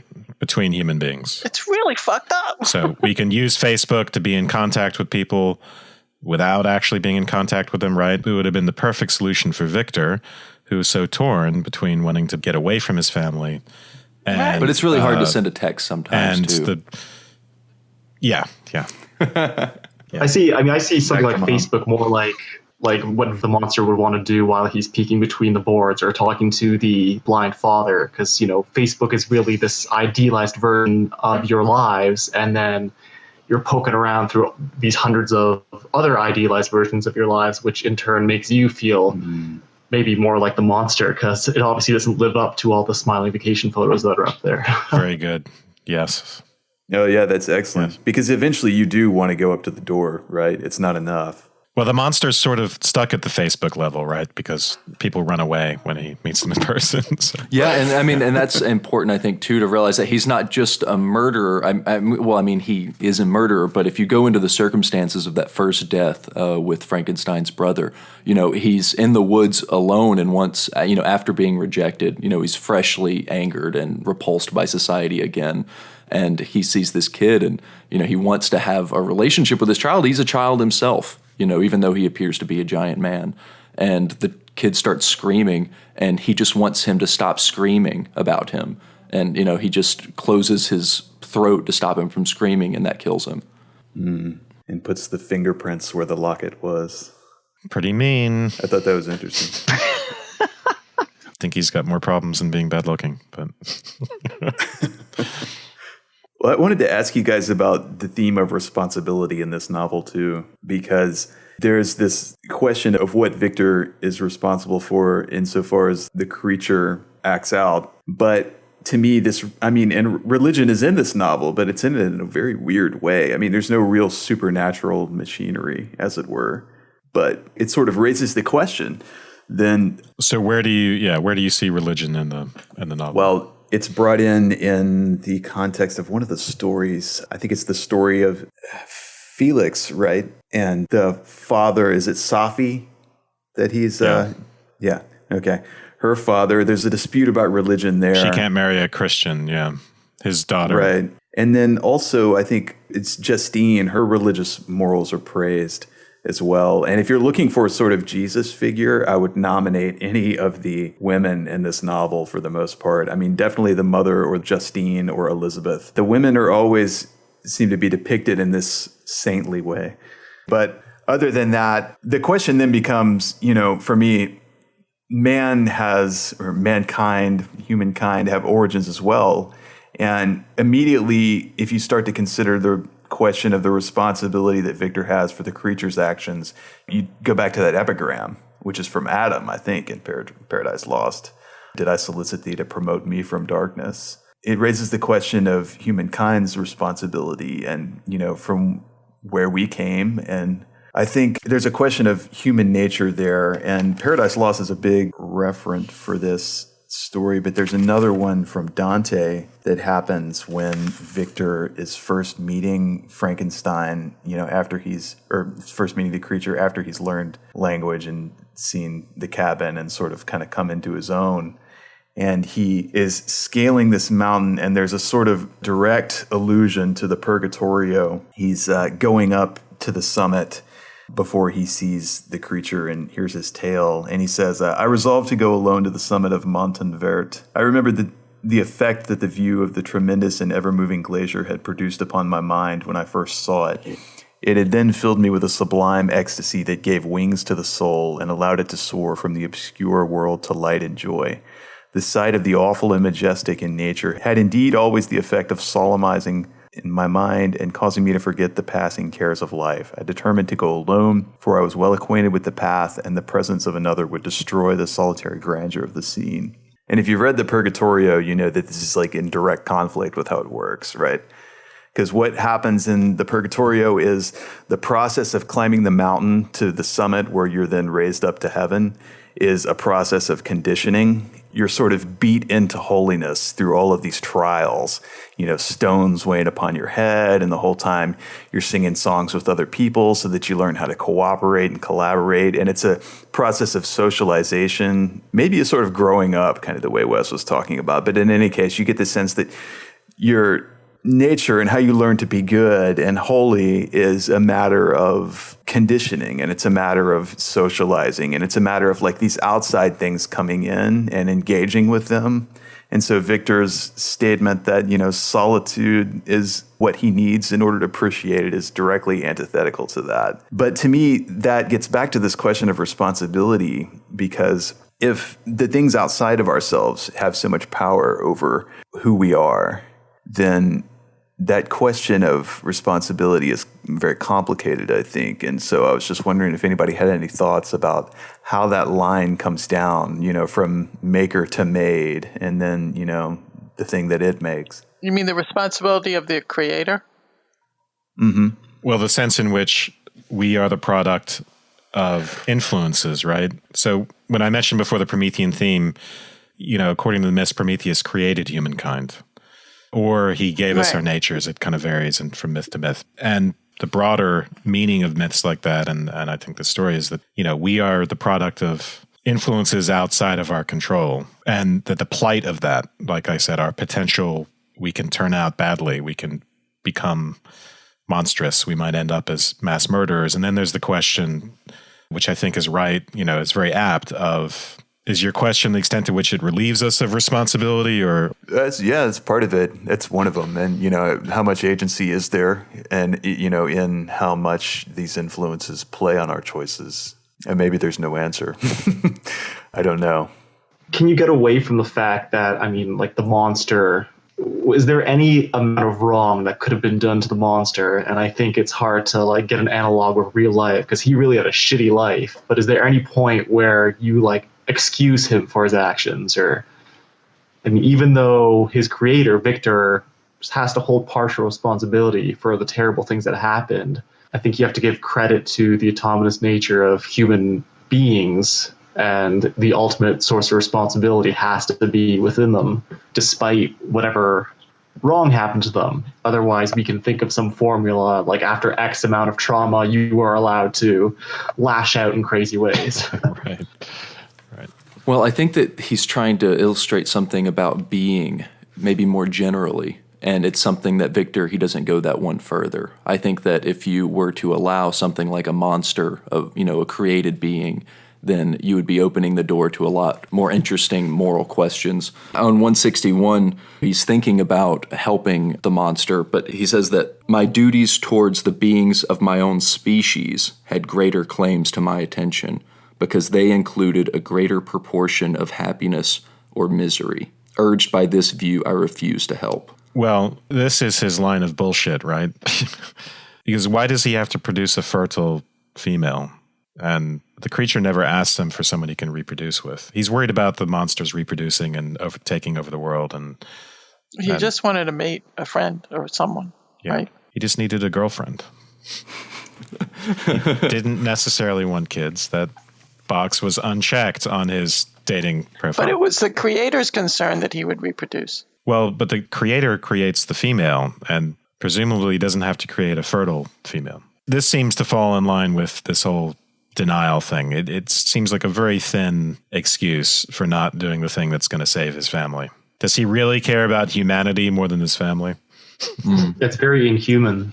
I think that that's correct and that it is self-serving there and it's a thin excuse from his perspective. But I think if we extrapolate into a more general social sense, it becomes a much more robust consideration. What do you mean by that? Well, I mean that choice between the particular and the general, the motivations is a difficult choice to make. And when it comes to a creation that is going to empower someone, you're not going to be able to determine in what way that creation is used. And if you have some immediate benefit to gain from going ahead and doing that, like people are, attacking your town, and so you make some new weapon, like, a machine gun or something like that. Or the atom bomb, right? I mean, that's a huge, creation. And it's going to solve some immediate personal end for you, but then from there, you don't know what's going to happen to it. I think that is a dilemma. You're talking about the unintended consequences of technological creations.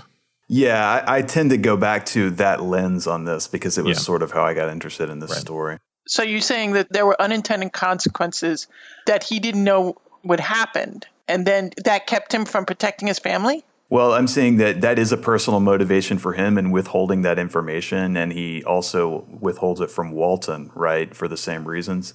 The procedure of creating life through that galvanization.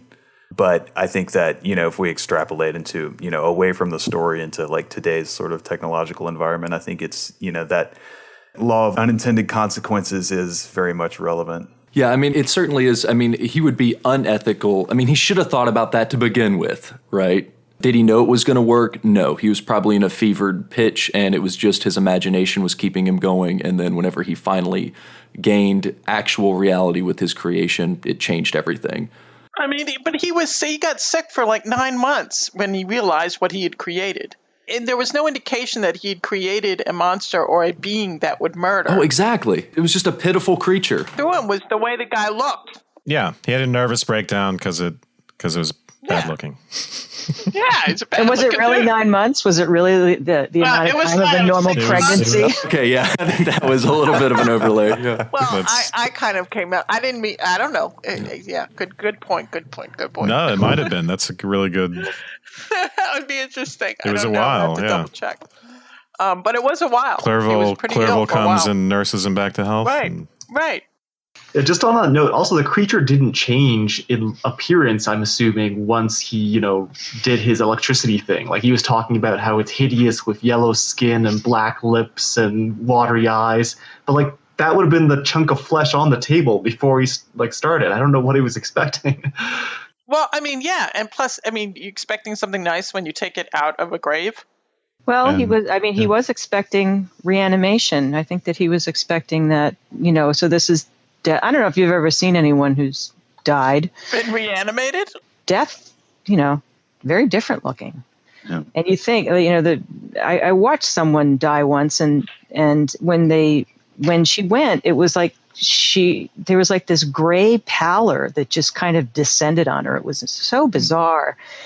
And I suppose that if you've seen that, you might think, well, the spark of life would actually turn them back to what they were. So maybe it wasn't so far-fetched for him. Well, there's that phenomenon, too, of the uncanny valley, right? Yes. Sorry. It just brings me back. We were talking about AI before, so it just brings me back to that discussion. Yeah. Well, I just want to say this is just business end here. I wonder if maybe there's some final thoughts or key things that we didn't get to that just you absolutely feel like you had to. And so I will give my closing remarks. Yes, as we do on the podcast. So in which I'm going to try and convince you, because I know you're skeptical and people always are, that the incest theme is actually quite explicit. So when he first meets his sister, when she's first given to him, he calls her, so he says, no word, no expression could body forth the kind of relation which she stood to me, my more than sister, since till death she was to be mine only, till death. Elizabeth, and then in another passage, Elizabeth Lavenza became the intimate of my parents' house, my more than sister, this phrase more than sister repeated, the beautiful and adored companion of all my occupations and pleasures. And then there's the part where, so when he is off on his adventure, I think trying to figure out how to make the girlfriend for the creature, his father writes him a letter saying, you perhaps regard her as your sister without any wish that she might become your wife. They're trying to figure out why he seems to be postponing the marriage. Nay, you have met with another whom you may love, and considering yourself as bound in honor to Elizabeth, the struggle may occasion the poignant misery, blah, blah, blah. And then Elizabeth, at some point, writes him to say the same thing. She says, but as brother and sister often entertaining a lively affection towards each other without desiring a more intimate union, may not such also be your case. So I wanted to point that out just because I don't think this is a reading of the text. I think it's an explicit thing that Shelley was Well, why would she do that, though? working on and thinking about, because the whole idea of incestuousness is at odds with maturation. Incestuousness is what prevents you from leaving the family scene and growing up. And in some ways, this is a story about a failure to grow up, Victor's failure to grow up because of his overweening mother. And by the way, this is something that is in common with mass murder cases. When you look at the profiles, they often have these overly close mothers. I know. And they fail to go out into society and fail to make intimate relations with other people, to become individuals and form intimate relations with other people. And that becomes the problem. And the overreaction for Victor, he overcompensates by doing something which seems like individuation on the one hand, leaving his family, making them concerned, why aren't you answering my letters, sort of abandoning the domestic scene for the sake of knowledge, which again is the leaving of the Garden of Eden and is the leave-taking of the ideal early family situation. But on the other hand, he's trying to undo the death of his mother, pretty obviously. So he's not actually escaping. He's recreating in his attempt to escape this incestuous family situation, recreates the horror of that as the product, as the monstrous product of incest, which is the creature. So this dynamic between being too bound up with family life or trying to go out in the world and be an individual, or maybe being too much of an individual, I think is really one of the important themes here. Yeah, so that's my closing statement on that. Do you think that she consciously wrote that? Do you think that that was her intention?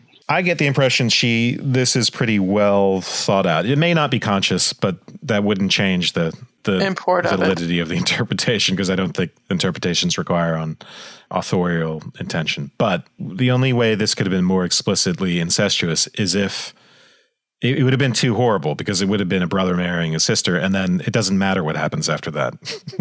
So the monster is no longer the most horrifying thing in the story. So this idea of a sister who's not a sister, that's as close as she can get to the incest theme. And it seems to me with those passages, tries to make it as explicit as possible. And it's Victor's, the supposedly ideal childhood, which is obviously not an ideal childhood. The recapitulation in the childhood of the creature, the sort of quasi-childhood with the supposedly ideal family. All of these things are too well crafted, as far as I'm concerned, to be just accidental. I mean, I think it's a good reading. I just think that it would be amazing that an 18-year-old woman would actually sit down, at that time, like pre-Freud, and write that into a story. I do think it's a good reading, but I would be shocked if she did it consciously. Yeah. Well, do you think she wrote about incest without being conscious of it? Yeah, because, then you have the monster, and he is the primary concept in this story, in theory, one of them. So I think the incest, even though, like Mary says, it's a great analysis, I think that's unconscious. Yeah, I think it's very explicit, and I think that there's reluctance to acknowledge this. So even, I wrote something about, for instance, Back to the Future. in which Great. Okay, let's hear it. he is nominally, he's trying to, his mother is after him. His mother is trying to have sex with him. And most people just simply do not accept that there's an explicit incest theme in Back to the Future, despite that. So, Are you kidding? I thought it was so creepy. Yeah. I never understood why people liked it so much. I always just was freaked out by I it. love it. I think it's great. Wow. Yeah. Well, you Anyway, I don't want to. Freud. When his sister says, brother and sister often entertaining lively affection towards each other without desiring a more intimate union, he's made that not that also be your case. In other words, she's saying, are you not marrying me because I'm your sister because there's an incest taboo? That's pretty explicit. He's running away from his family. That's harped on too many times in the novel not to be, If anybody is asked, what do you think of Frankenstein? Incest is not in their mind. Although I think you're right, and I think it's an interesting analysis, and I think you're correct. I just know that nobody's going to, it's just not. Yeah, but they're not going to think about most of what we talked about. Yeah, postpartum or mass murder or... I agree. But anyway, I want to just say my final thought is what I found a very important theme in this book is what he looks like, about the fear of how he looks, about how when he would be going through the back of the woods, and around various neighborhoods, and when people saw him, they completely flipped. I think that that's a very important theme about looking at the value of what a human being appears as and how the rest of society or groups respond to that. I think that that's a really important part of this. No, I totally agree with that. It reminded me of being back in high school with acne and how you'd feel like a monster when people just looked at you. Yeah. Yep. Yeah. I agree, but I think that is also something that's at work with these mass shootings that we see. And I'm not being, I don't want to downplay all of the other levels that are at work with these mass shootings or with mass murderers. But, I think that that's something that's been created in this society. I do think that as a result, people are feeling, like they're monsters, and this is how monsters behave. But it's also isolation, right? Which technology enhances. Yeah, except we had some big mass murderers before technology of this level. Right. The question that we're trying to answer is why they're so frequent now, which partly has to do with guns, of course, but I think also it's a matter of... Obviously, but I think you're right. Isolation is a big part of it. And then, that can come out of the high school thing or whatever. But even if it doesn't, I think that that's an important theme in this book. That's what jumped out at me throughout reading this whole thing. That idea, the idea of the Elephant Man, the idea of even Stephen Hawking, who is an amazing man, amazing. But, everybody talks about how he looks. I mean, that's like the first thing you see in an article. Okay, I know how he looks. I'm not interested in that. I'm interested in what he has to say. Mine's along a similar theme. I was just thinking about how a lot of these books that we read is usually just very bright, articulate people also lamenting the danger of knowledge and intelligence and how happiness is actually, being simple and tranquil. It reminded me of a conversation I remember I had with friends in high school, and we had the standard would you rather this or that? And it was, would you rather be good looking or smarter? And, I think we actually had it was 20 IQ points or whoever the good-looking kid in class was at the time. And I think we all came down to we'd take the looks because, no one who's smart is actually happy. But then, but then when we turned the question around and said, would you rather lose the IQ points? Would you rather lose the IQ points or lose some looks? Then we said, I don't want to be dumber than I already am, so I'd have to take, I'd have to lose the looks. So it's kind of a weird thing to get into there. And that's what I tied back to Frankenstein, and that's my closing. Okay. Nice. I mean, I guess I'd like to say that what stood out for me was the accusation the monster holds against Frankenstein as the representative of man that he knows. He becomes the father of him, but also, he starts to inherit the rest of the world of man by being brought into the world by another man. And it's this world of humanity that he's able to see from the outside that he really turns on. And there's this passage on 84 that I really liked. This is after he's spent some time with the family and learned a bit. And he talks about man, and indeed, he's at once powerful and virtuous, magnificent, yet so vicious and base. He appeared at one time a mere scion of the evil principle, and at another as all that can be conceived as noble and godlike. To be great and virtuous appeared the highest honor, yet to be base and vicious as so many have been appeared the lowest degradation, a condition more abject than that of the blind mole or harmless worm. For a long time I could not conceive how one man could go forth to murder his fellow, or even why there were laws and governments. But when I heard details of vice and bloodshed, my wonder ceased, and I turned away with disgust and loathing. And yeah, I feel tremendous sympathy for the monster's perspective. He has a change of heart about violence. But Yeah. yeah. Well, he becomes a violent person himself after. Again, this goes back to what we've talked about. It Right. That intensifies the tragedy of his downfall. But that's set up with him being so innocent and sweet in the beginning. And Yeah, I love that. I love the way this novel picks up on the ways that the activities and the engagements and the events in our lives make us who we are and how much power they have over the things that we do. It was right there in the beginning, one of the first parts with Walton and Victor's talking to him, and it might have been Walton talking to his sister. I can't remember, but one of them is talking about, just the preposterous nature of the tale. I think it's Victor talking to Walton, and he says, under certain circumstances, you may not believe me, but perhaps out here, surrounded by all these majestic glaciers and this kind of otherworldly surroundings, what I'm saying will seem more believable.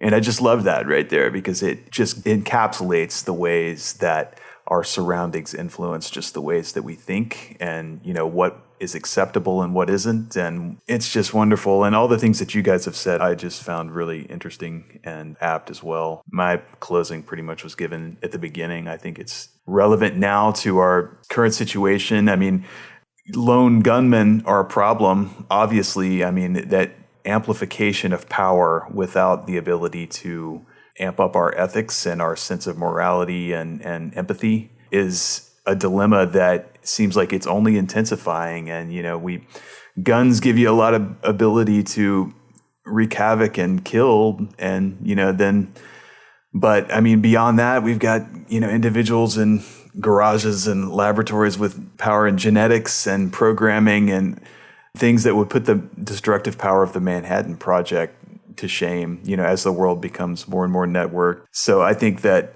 this is going to become a very practical problem. And it already is, but it's only going to get more so that we're going to have to find ways to deal with if there are such ways. And I think this novel speaks to that. And that's probably my primary interest in it. just on the mass murder thing, I think also there's a lack of understanding in the way the press treats these things as if they are incomprehensible. But these mass shooters are people who feel like monsters, and they feel precisely the way Frankenstein feels, which is that the world has rejected them and the world deserves their revenge. And it's an enormously narcissistic, messed up point of view, obviously, but it has its antecedents in various causes, psychological, physiological. And bad parenting, I think, is a bigger factor than people want to admit. But well, and who's the worst parent, right? I think that's already been established. I think you put it pretty well, Wes. Pretty great bad father, Frankenstein. We didn't talk at all about government, and I got to say that I think that, Ronald Reagan, bad dad. Both the Georges, bad dad. Bill Clinton, bad dad. And as it's turning out, Obama, not the best dad. And Talk about power culture itself is a bad dad. Yeah. Culture is not your friend. So Ronald Reagan and Frankenstein somehow mix? What, Mary? You're talking about violence, about people with one gun, right? I mean, when does it not? How many people is it not okay? At what point? So one person goes out and shoots 20 people, and that's not okay. We go out and destroy a country, that's okay. It's just. Sorry, I'm not going to talk. I won't go into it, but I think that it's. It goes the all fact the that way the to the United top. States killed 19 Doctors Without Borders. Yeah, recently. Yeah. People, at the same time that there's a much less of a reaction to that than to the shooting in Oregon. Yeah, of course. And drones I just trying to there was when I was out, I thought I was so smart going over to this park I used to live near to see the eclipse. And then apparently all the hipsters in town had found out about it. So like 300 people showed up on this hill and somebody flew a drone over the crowd. And I was enraged. I was just like, it came over me like fire. I just like, oh my God, if I had a gun, I'd shoot that thing. Yeah. And obviously this person wasn't sending a drone to kill us, but hey, they're drone, but whatever. I think that the whole idea of power and, who we look to for our moral guidelines is, I don't know. I think we're kind of screwed. That's your reaction. That's your final remarks.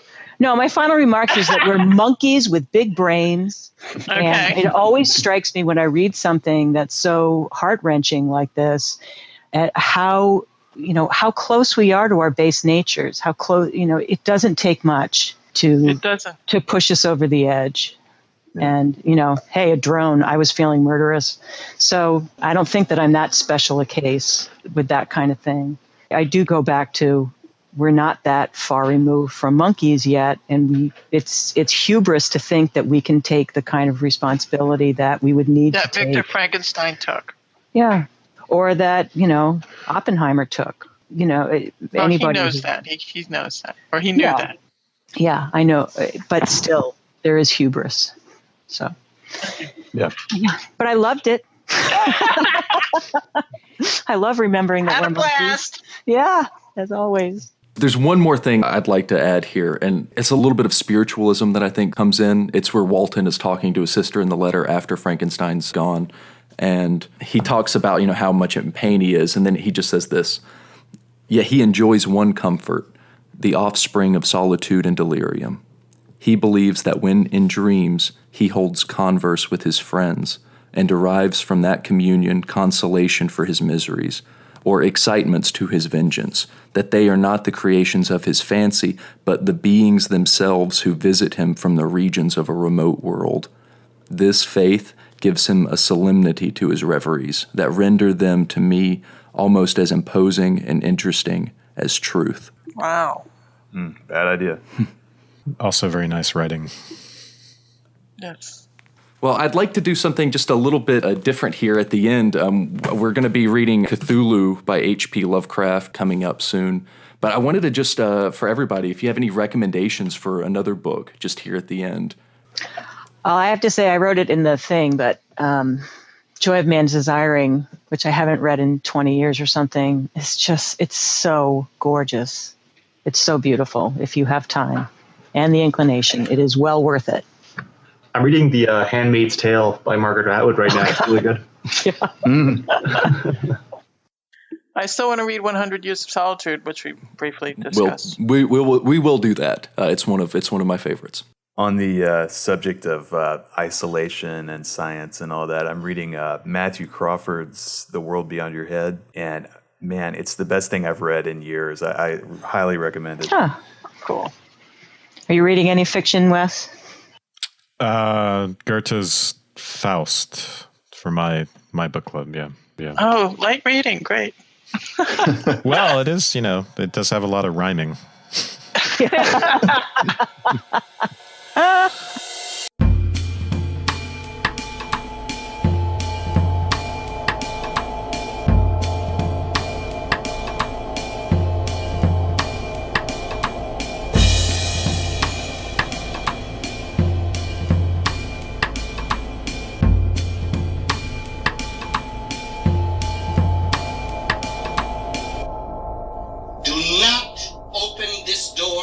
Undo everything I've worked for. Do you understand? Yes, Doctor.